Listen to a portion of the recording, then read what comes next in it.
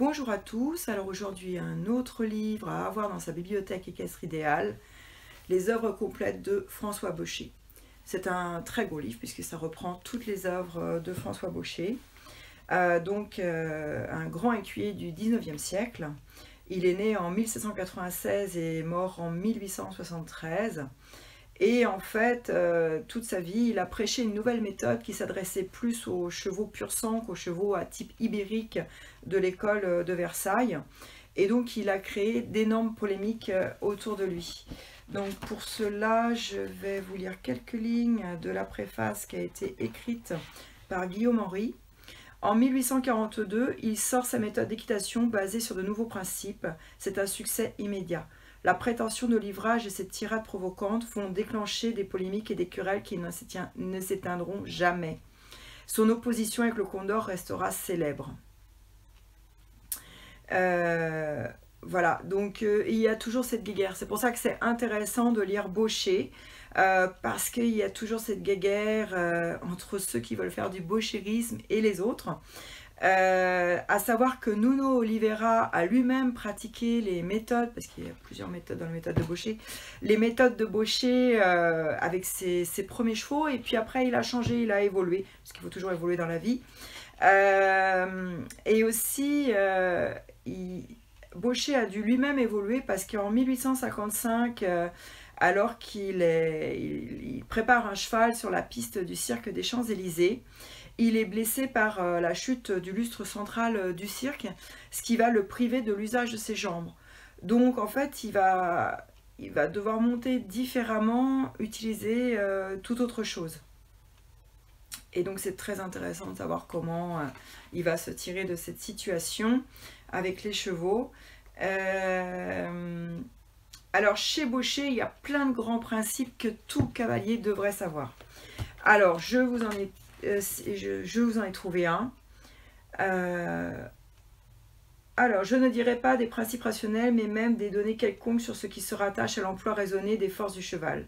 Tous ont bien parlé de résistance, d'opposition, d'équilibre, mais aucun n'a su dire ce qui cause ces résistances, comment on peut les combattre, les détruire et obtenir cette légèreté, cet équilibre qu'il nous recommande si instamment. C'est cette grave lacune qui a jeté les principes de l'équitation tant de doutes et d'obscurité. C'est elle qui a rendu cet art stationnaire pendant si longtemps. C'est cette grave lacune, enfin, que je crois être parvenue à combler. C'est pas du tout le passage que je voulais vous lire. C'est fabuleux. C'était sur les forces instinctives et, je crois, propulsives. C'est tout Baucher. Ah voilà, instinctive et transmise, c'était sur la page d'avant. Alors attendez, je reprends. On comprend que cette puissance motrice se subdivise à l'infini puisqu'elle est répartie sur tous les muscles de l'animal. Quand ce dernier en détermine lui-même l'emploi, je les appelle instinctives. Je les nomme transmises lorsque le cavalier en coordonne l'emploi. Dans le premier cas, l'homme dominé par son cheval reste le jouet de ses caprices. Dans le second, au contraire, il en fait un instrument docile soumis à toutes les impulsions de sa volonté. Et on continue. Alors, ce qui est très intéressant aussi, parce que je vous ai parlé de Nuno Oliveira, mais il y a aussi un autre écuyer célèbre qui a créé le horsemanship, qui est Tom Dorrance, qui aurait lu un des élèves de Baucher, c'est-à-dire Favreau de Kerbrecht. Et c'est comme ça que l'équitation éthologique est née aux États-Unis, enfin, le natural horsemanship. Et qui a donc élève par élève, terminé par ce que nous appelons en France maintenant équitation éthologique, parce que Baucher parle beaucoup des préparations de flexion qu'on retrouve dans l'équitation éthologique, et puis de travail au sol. Je ne sais pas si je mets... On retrouve le travail au sol, donc le travail de flexion et le travail de bouger les hanches. Donc on va retrouver chez les premiers maîtres de l'équitation éthologique. Alors j'ai pu vous présenter les très belles illustrations faites par Émilie Ayo. C'est vraiment magnifique. En ça c'est un livre magnifique. Là j'ai quelque chose sur le piaffe. Voilà. Et ce que j'adore chez les écuyers du 19e, c'est que rien ne les arrête. qu'il y avait une autre illustration d'Émilie qui était, voilà, le passage en arrière. Je vous l'ai peut-être montré tout à l'heure. Le passage en arrière, qui est très 19e et début du 20e, où ils font des choses complètement fous. Alors il faut savoir que François Baucher, c'est aussi le créateur des changements de pied au temps. Et il présentait galop sur 3 jambes piaffées en arrière, etc., etc. Des choses qu'on aimerait bien voir sur les rectangles aujourd'hui.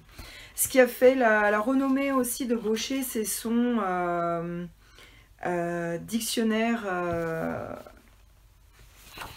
raisonné d'équitation. Et donc, il parle de ce qu'il a aussi créé, qui est l'effet d'ensemble. Alors, l'effet d'ensemble, il nous dit, l'effet d'ensemble s'étend de la force justement opposée entre la main et les jambes. Ils doivent avoir pour but d'immobiliser le cheval.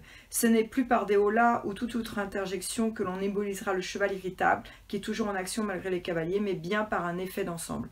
Alors, l'effet d'ensemble, c'est à la fois main et jambes, et c'est avec ça qu'on stabilise le cheval. Et c'est drôle parce que c'est le même écuyer qui a écrit main sans jambes et jambes sans main.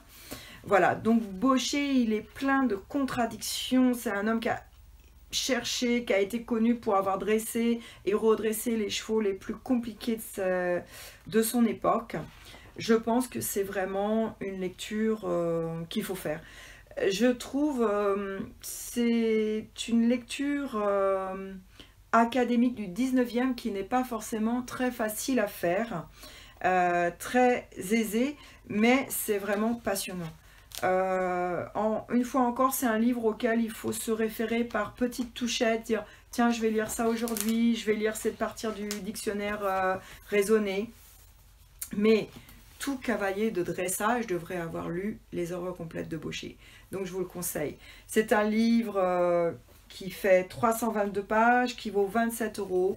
A priori, vous le trouverez partout. Et bien sûr par le lien que je vous mets juste en dessous. Une très bonne lecture, une lecture que tout dresseur devrait avoir réalisée dans sa vie.